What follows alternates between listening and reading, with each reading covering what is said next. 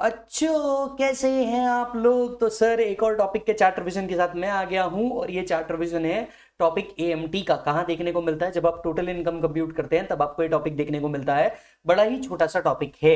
Yes, जब से 115 BSc आया है जो टॉपिक की चमक है ये थोड़ी सी कम हो चुकी है। आएगा तो मेरे हिसाब से 4 से 6 मार्क के लिए आएगा और शायद रीसेंट टाइम्स में वो भी ना पूछे, बट आपको दिया है तो आपकी जिम्मेदारी बनती है कि ये टॉपिक आपको पढ़ना ही चाहिए। मेरा नाम है विजय सारडा और मैं करवा रहा हूं आपका डीटी का चार्ट रिवीजन। और ये चार्ट रिवीजन का नेक्स्ट टॉपिक है आता हमारा और वो है AMT, that is alternate minimum tax. अब ये ऑल्टरनेट मिनिमम टैक्स क्या होता है? देखिए क्या होता था, कई एसएससी ऐसे होते थे जो डिडक्शन एंड एग्जम्पशन क्लेम करके जो अपना टैक्स लाइबिलिटी होता था वो लगभग जीरो कर देते थे, राइट। अब ऐसे केस में जो आपका पूरा गवर्नमेंट का बजट था वो इधर उधर हो जाता था और गवर्नमेंट ने डिसाइड किया कि यार सबसे पहले कंपनीज को एक मिनिमम टैक्स भरवाया जाए, राइट। और इसके लिए उन्होंने कॉन्सेप्ट लेकर के आया था मैट।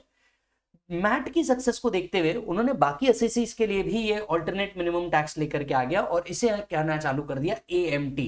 तो कंपनीज के ऊपर लगता है MAT, that is minimum alternate tax, और अदर देन कंपनीज के ऊपर लगता है AMT, that is alternate minimum tax. Yes और no?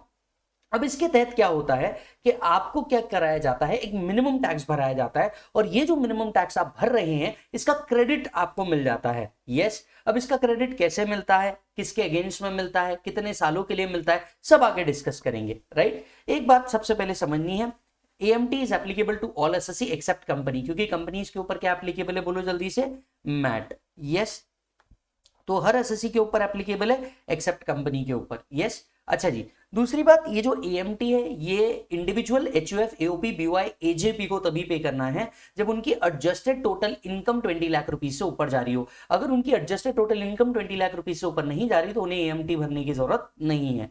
So AMT is not payable by individual HUF, AOP, BOI, AJP if adjusted total income does not exceed rupees 20 lakh। अब ये adjusted total कैसे income कैसे निकलेगी आगे आएगा, don't worry. Yes, चलिए सबसे पहले आते हैं चार्जिंग सेक्शन के ऊपर। चार्जिंग सेक्शन के ऊपर आने से पहले हमें जो बहुत सिंपल सी चीज समझनी है, एएमटी एप्लीकेबल ही नहीं है अगर एसएससी 115 बीएससी, बीएडी और बीएई, दैट इज जो आपका as of now 115 default tax scheme है और जो अल्टरनेटिव टैक्स स्कीम है, अगर आप वो ऑप्ट कर लेते हैं तो आपको एएमटी एप्लीकेबल नहीं है। दूसरा, ये स्पेसिफाइड फंड जो सेक्शन 10(4)D के अंदर में आ रहा है उसको भी एप्लीकेबल नहीं है। तो इन शॉर्ट एएमटी का पूरा चैप्टर ही तब एप्लीकेबल है जब आप ओल्ड स्कीम के अंदर में है, न्यू स्कीम के अंदर में नहीं है। Are you getting the point? Okay, अब एएमटी एप्लीकेबल कब है? एएमटी एप्लीकेबल है if 18.5% of adjusted total income exceeds the income tax payable. अगर आपका एडजस्टेड टोटल इनकम का 18.5%, मेरी बात को बड़े ध्यान से सुनिएगा, एडजस्टेड टोटल इनकम का 18.5% अगर आपके इनकम टैक्स पेएबल से ऊपर है, अगर आपके इनकम टैक्स पेबल से ऊपर है तो जो आपका एडजस्टेड टोटल इनकम है उसी को आपकी टोटल इनकम मानी जाएगी। जो आपका एडजस्टेड टोटल इनकम है इसी को आपकी क्या मानी जाएगी? टोटल इनकम मानी जाएगी। एंड आपको क्या पे करना होगा? अल्टरनेट मिनिमम टैक्स पे करना होगा। अब आप बोलेंगे कि सर अल्टरनेट मिनिमम टैक्स का परसेंटेज कितना है? 18.5%।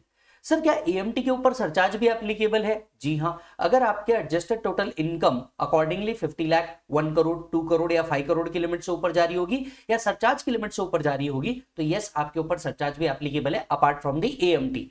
सर क्या एचईसी एप्लीकेबल है? The answer is yes. आपका जो final tax along with surcharge होगा उसके ऊपर एचईसी भी क्या होगा? एप्लीकेबल। सरचार्ज हो ना हो पर एचईसी तो खैर हर जगह होता ही है।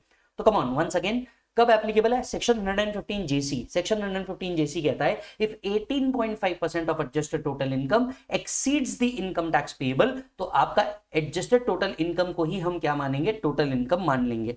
So if 18.5% of ATI, that is adjusted total income, exceeds the income tax payable, then ATI shall be deemed to be total income and tax payable shall be 18.5% of such ATI।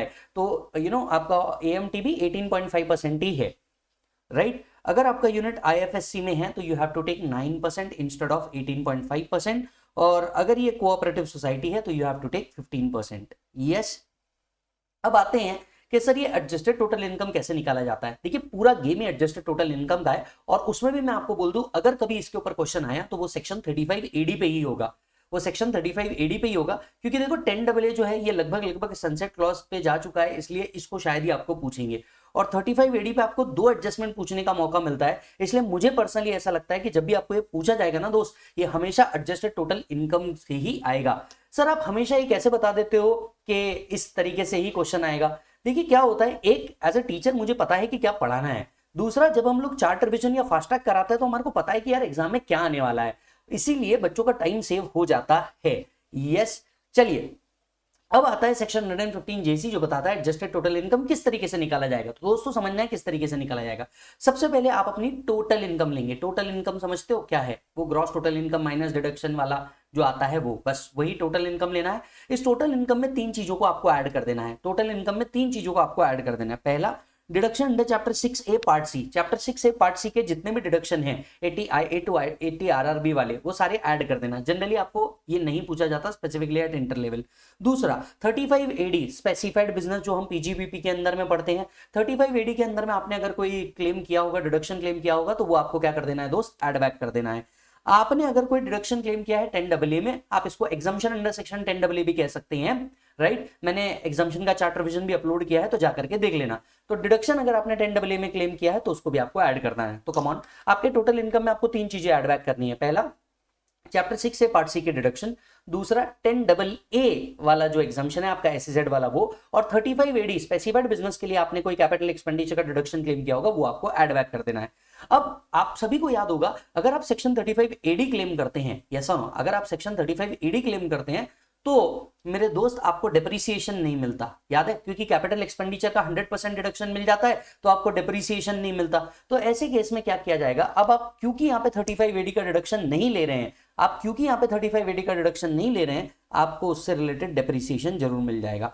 सो मान लीजिए building है, right, building आपने ली थी 35AD में, deduction 10 lakh rupees थी, तो 10 lakh rupees add back कर दिए जाएंगे। अब बिल्डिंग के ऊपर डेप्रिसिएशन कितना है, 10% है, yes, if use for more than 180 days, तो वो 10% डेप्रिसिएशन यहाँ पे माइनस कर देंगे। Are you getting the point, right. ये निकलेगा आपका adjusted total income. Adjusted total income का 18.5% अगर आपका इनकम टैक्स पेबल से ऊपर है तो एडजस्टेड टोटल इनकम आपकी क्या मानी जाएगी, टोटल इनकम मानी जाएगी। यस और नो। अच्छा, आपको पता है हर साल आपको ये कैलकुलेशन करना पड़ता है और इस कैलकुलेशन को चार्टर्ड अकाउंटेंट से सर्टिफाई कराना पड़ता है, और चार्टर्ड अकाउंटेंट की ये report at least 1 month prior to the date of filing ROI submit हो जाती है।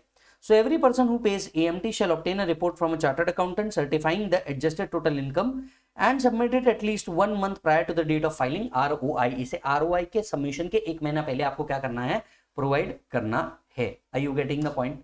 Yes। चलिए नेक्स्ट सेक्शन पे आते हैं। Next section is 115 JE। अब ये सेक्शन क्या है मैं आपको बताता हूं। देखिए कितने तेजस्वी लोग थे भारत के। आप पूछोगे कि सर ऐसी कैसी बात कर रहे हो, नहीं मैं सही बात कर रहा हूं, कितने तेजस्वी लोग थे भारत के।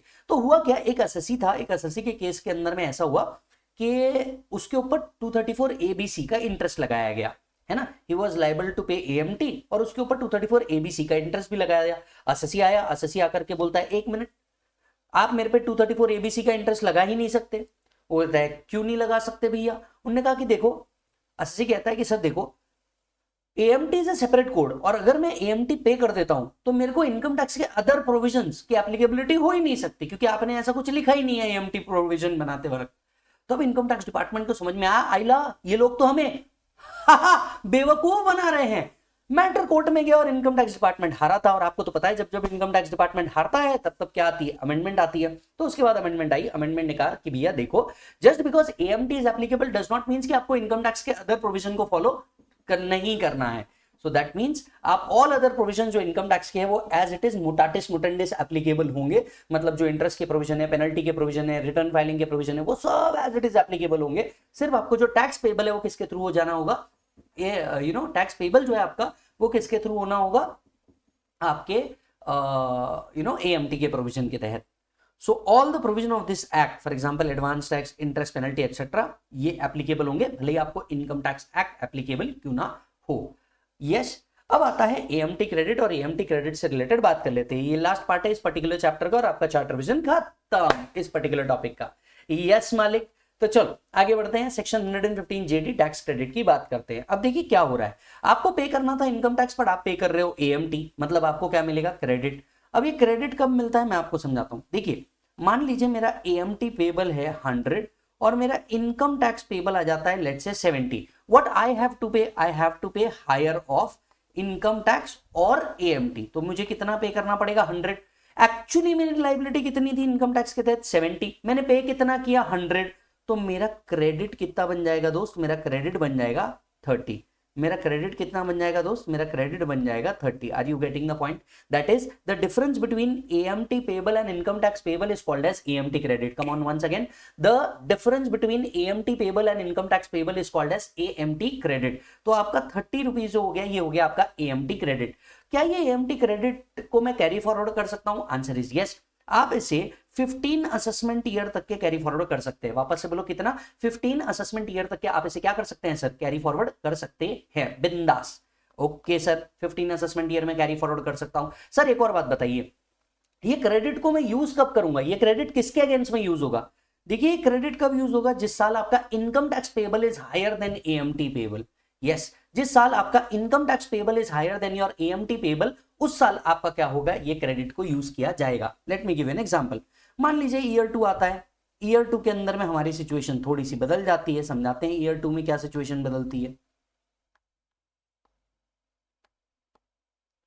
सपोज ईयर 2 में आपका इनकम टैक्स पेबल आ गया 120 और आपका AMT कैलकुलेट हुआ लेट से 100, तो आपका एडिशनल पेबल कितना था? 20। आप कितने का क्रेडिट लेकर के आए हैं? 30। तो ये क्रेडिट आप यूज कर पाएंगे, ये क्रेडिट आप यूज कर पाएंगे। और जो बैलेंस क्रेडिट है 10, वो क्या हो जाएगा? अगेन कैरी फॉरवर्ड हो जाएगा। जो बैलेंस क्रेडिट है 10, वो क्या हो जाएगा सर? कैरी फॉरवर्ड हो जाएगा।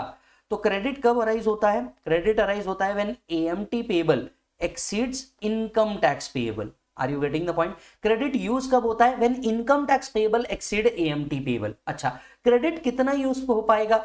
The difference between income tax payable and AMT payable, जितना डिफरेंस है उतने का ही क्रेडिट यूज हो पाएगा। ये क्रेडिट 15 साल तक के क्या हो सकता है? कैरी फॉरवर्ड हो सकता है।